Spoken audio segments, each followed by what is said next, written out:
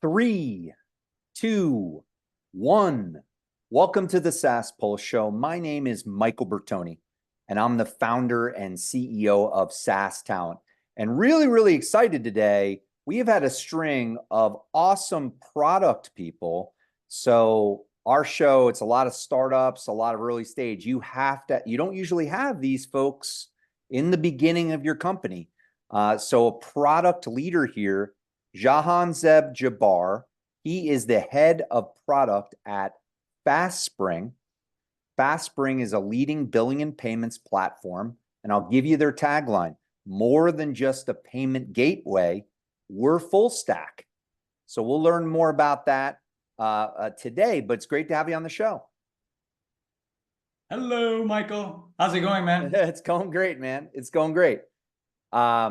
But yeah, it's so great to have a product leader on here on the show and to tell us more about this. But what I always like to start with is the superhero backstory, right? So you were telling me about your background a little bit and what you've been doing in the past, like great companies like ChargeBee, American Express. But tell me, what led you to FastSpring? So how did the journey that led you here?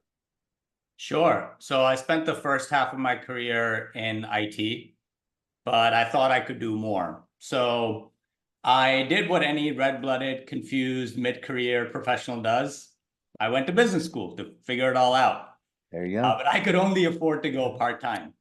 So I applied to the only top 10 school that offered a part-time program and somehow got in.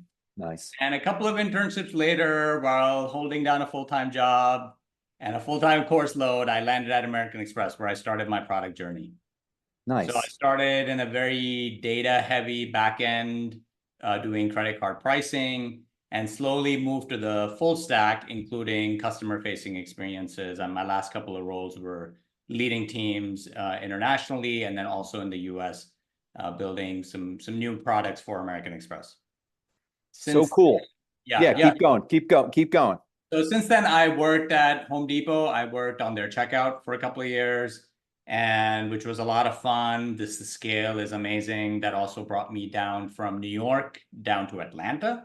Nice. And since then, I've spent a couple of years at ChargeBee, which is a subscription management SaaS provider, and now at FastSpring for about a year and change, leading their product management function, design, and our public documentation. So amalgamation of a lot of experiences that I feel like that you just kind of piece it all together and pull from various parts of your experience to do your current job as best as you can. Right. And again, for everybody listening right now, the key thing that I picked up there is he was like, I'm really not happy what I'm doing. I'm really want to do something else. So what does he do? He goes part-time to business school. Boom. Part-time to business school. So everybody listening right now, you got to change it up, right? You got to challenge yourself. I mean, he did that. And if he did that, obviously it went from there. He got his product, and that's why he's here today. So make it happen. So I love that. Very simple. I went to business school. You said earlier in pregame, you met a lot of people. You still have a lot of contacts from business school that you met. So let's get into it here. So whenever I have a product person on, I always like to talk about the value of a product person, because again, a lot of early stage startups and people that are building products, like out there, if you're listening right now, you don't probably have a product. You're not like a product expert. Maybe you're a technical, like a CTO, or maybe you're a salesperson. So tell us, what is your the elements of great product design to you? Yeah, so you really have to get in love with the problem that you're looking to solve. And it's a little bit cliche in the product land, but it's cliche because it's true. A lot of those things are true. And you can build products, you can build a lot of things. And there have been many founder stories where they thought they were solving a particular problem, and then people started using their product in different ways that they couldn't really envision. And then they had to pivot, and so many really great examples on that. So what inspires me about product, and to keep that in mind, is you have to completely not only understand the initial problem, but then once you do have something that the customer is touching and feeling, you're going to get tons of feedback. So Yeah. prioritize getting that product into the hands of the customers, and then being able to be open-minded to pivot and make changes. Sometimes you have to scrap your original designs and start something anew. Nice. So in terms of this, more than just a payment gateway, we're full stack, right? So obviously that branding, I automatically hear that and I think, all right, the product guy is going to explain to us what this means, right? So again, let's go into it. FastSpring, great billing and payments platform, more than just a payment gateway, we're full stack. What does that mean in terms of the product? Sure. So we have a one-stop shop for software developers to sell their software or SaaS application globally. And they can do that without worrying about building a checkout, because listen, they're already building their main product. They don't need to worry about actually now creating a seamless shopping experience. Sure. Or they don't have to worry about tax compliance in all the different jurisdictions, Europe, all the different states in the US, every single state's got its own thing, Canada, LATAM, so on. And then they also don't have to worry about having to build a billing operation so that, hey, this person's subscription is expiring. Now I need to send them another invoice, or I need to charge their credit card on file. But what happens if the charge fails? So consolidating the checkout experience, the tax compliance, and the billing operations, that's where our product shines. And because we integrate on the back end with a whole slew of payment gateways, payment processors, they don't have to build those integrations either. Nice. So in terms, you had said it earlier, and let's dive in a little bit. The problem, there are a lot of billing and payments platforms, right? So what's the problem and who is your ICP, right? Who is, so for people listening to this right now, what I love to hear is when people on the show tell me, oh, yeah, somebody sent me a lead from the show. So tell me about the problem that you're solving in particular, and who's your ICP, who's your ideal customer profile, which is super important. Yeah, so it started, I'm going to back up a little bit. FastSpring started probably a couple of decades ago, and it was really honing towards, at the time, was very popular distribution method, which was perpetual licenses. So someone buys software, you sometimes even mail them a CD, or you email them a license key. They download the software, input the license key, and they continue to use it. And then at some point, you end of life that product many, many years down later. But as the software model has evolved, subscriptions have taken off. So a lot of our ICP has changed over time. We still have a great number of our sellers who sell perpetual licenses, but then they are moving towards subscription-based SaaS model.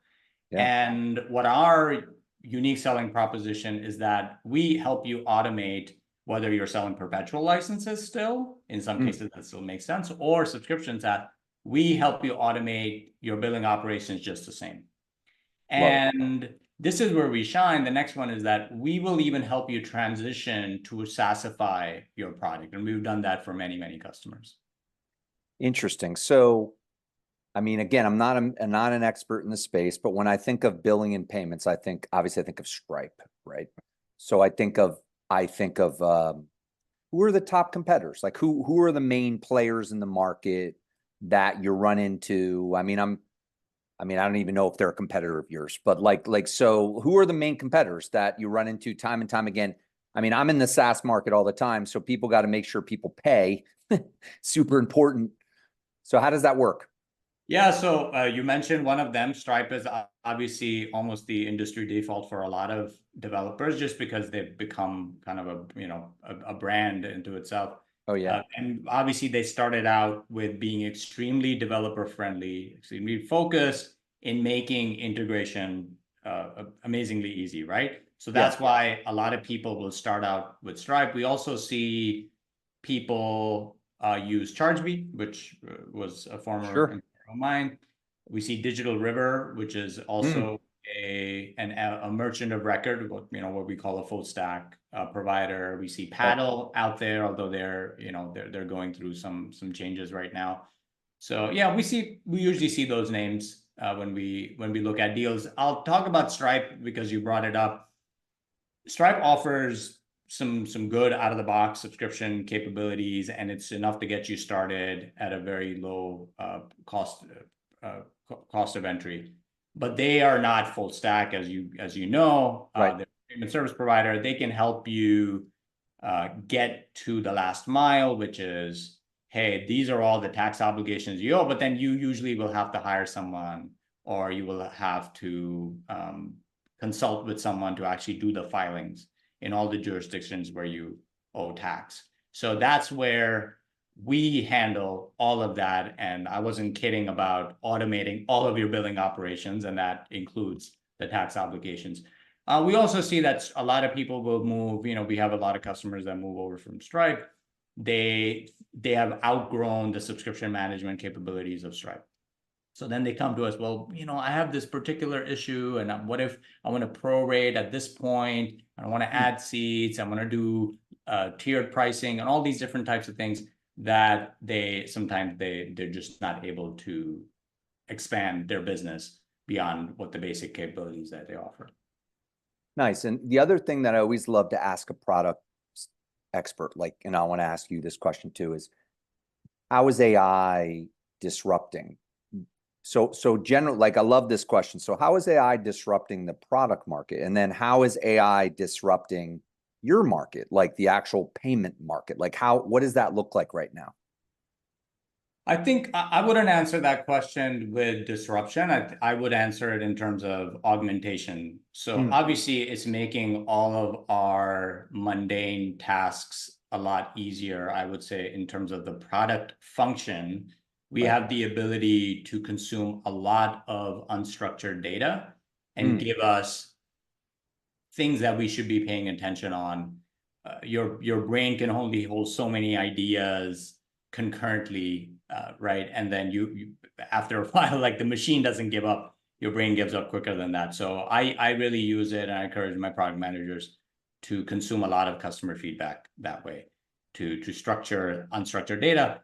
And then on the payments and in terms of our product, I really see it once again as enhancing or augmenting what our product can do. I think payment approval, payment routing is going to be critical. We don't know right now what variables to look at to route the payment correctly. We can guess and we can run experiments, and then we implement those routing changes. But machine learning, once again, is great at solving multivariate problems. So it's great at pattern recognition. So that's something that we want to be able to exploit as well. Nice. So in terms of product over at what you can actually mention, what are some cool things you're doing right now? So at FastSpring, you mentioned you have a number of product managers, you're leading product. I mean, again, for everybody listening, just to really oversimplify product, I mean, he's in charge of all the features, all the functionality, the way the roadmaps are set up, trying to find the killer features, all those different things. That's a product person really does that. So what are some cool things you're doing right now that you can share with us? Yeah, so a lot of our customers payment is very important to them. They want to be able to take in their customers' preferred payment method wherever they are in the world. Oh, yeah. So we are really expanding our footprint in terms of alternate payment methods. We already have a phenomenal base in the Western world, but we're also expanding in LATAM and the Far East. So lots of new payment methods coming out. Then you have a different problem, kind of a second order problem, where now you have all these payment options. You don't want to confuse the customer. You want to close that bottom of the funnel as quickly as possible.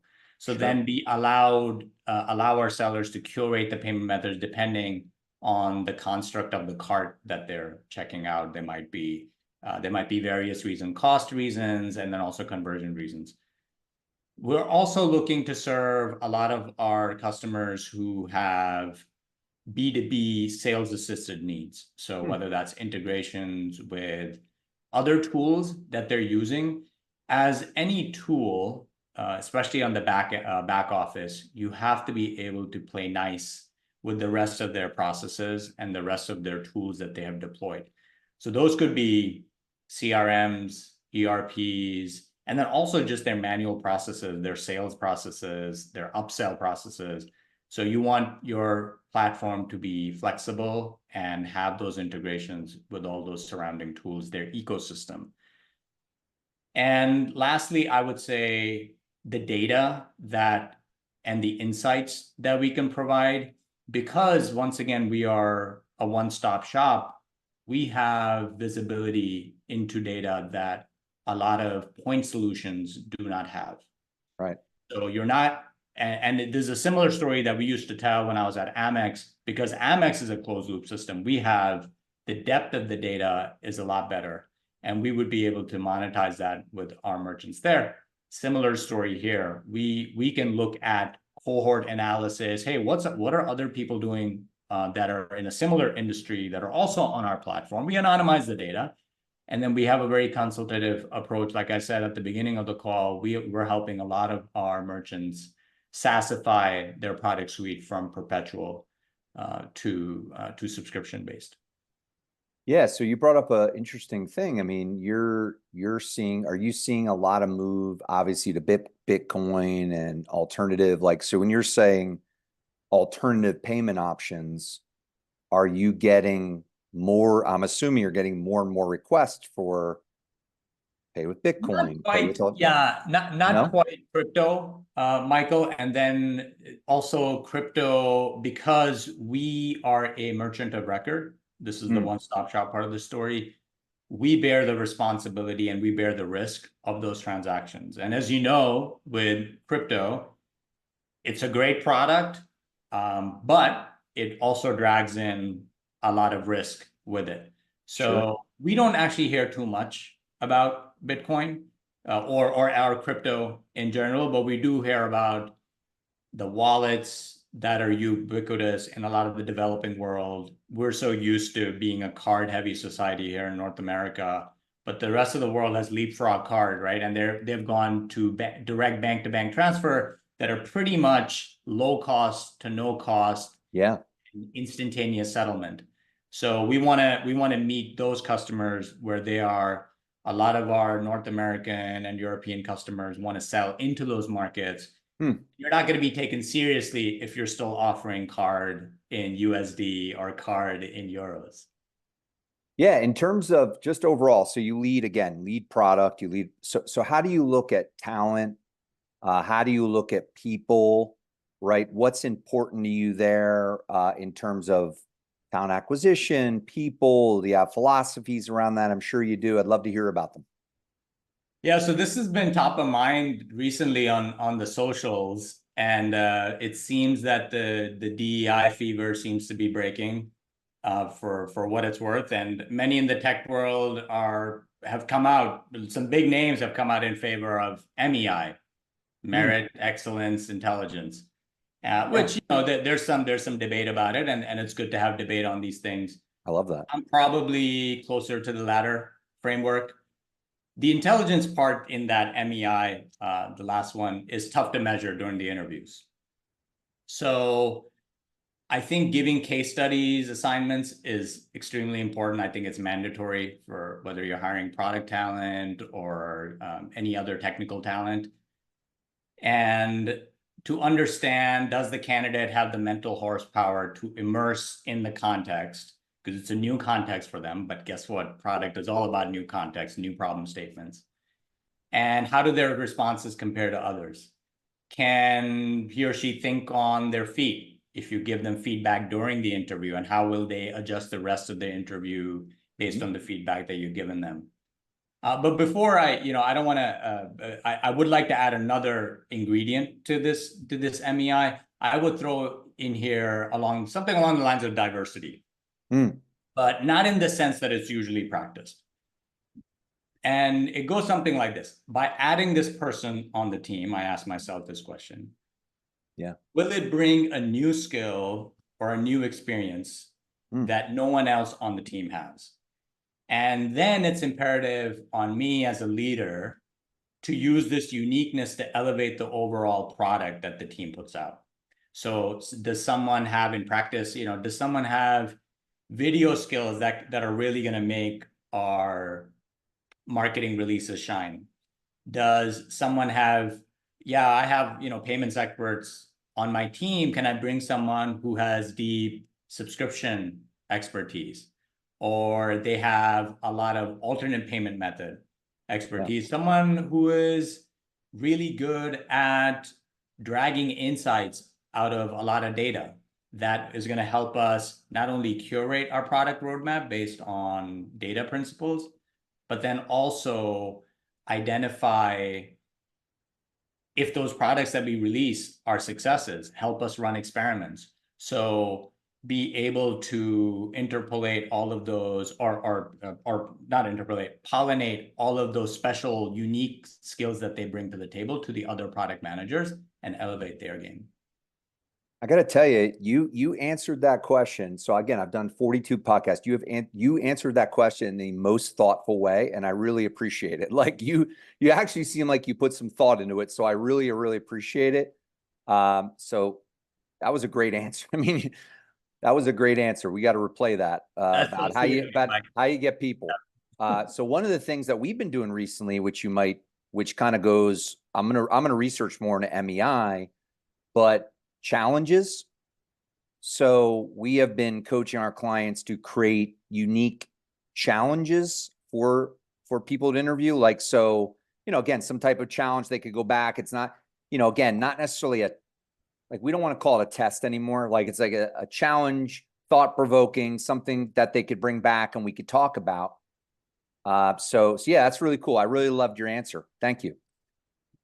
So that kind of brings me into just challenges, right? So over the last, just through your career, I would say, and at FastSpring, what have been challenges? What have been some major challenges you've dealt with, and how did you overcome them?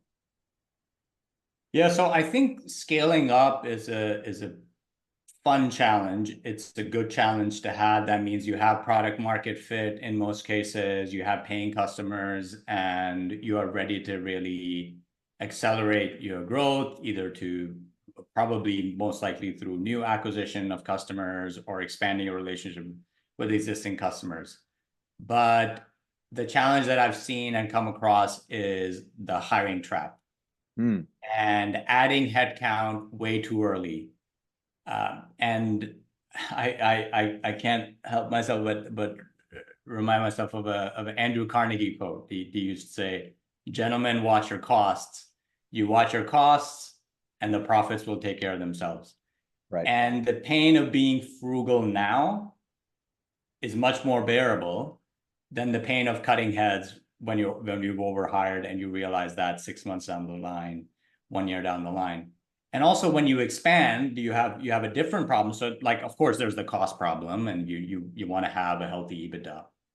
But then there's a different problem of, as you multiply team members, the communication problem grows exponentially. So, if you have 2 nodes, how many connections you have? You have 1 connection between them, right? Nice. If you have 3 nodes, you need 3 connections. With 4 nodes, you need 5 connections. And this is the mesh network problem. You need more and more connections, and it grows exponentially. So then the companies will resort to a bus architecture to share information. And that introduces friction, delays, and then also major coordination problems. So then you have to hire people to then actually coordinate the work across all those heads. So, and then you have to worry about, well, which packets of data get preference? What level of information is the right sharing level? Can every single person in the org tie their work to the overall company strategy because they're so far removed from the people who are making the decisions on the company strategy? Do they even know what the company strategy is? How many times do you repeat it? So this is a major problem that also kind of has many layers to it. Nice. Well, this has been an unbelievable show. I mean, I got to tell you, I learned a lot. I learned a lot from you, actually. I want to go back and listen to this, especially with this MEI. I've heard of that, but I want to learn more about that because I think it'll help me and my company and my clients. So it was awesome having you on the show. It was really awesome having you on the show. Definitely reach out. And I didn't want to say, I was saying his name in a very French way. So Jahanzeb. No, but reach out to him. Definitely reach out to him, guys. I mean, this guy is smart. I always love to hear when people reach out because of the show.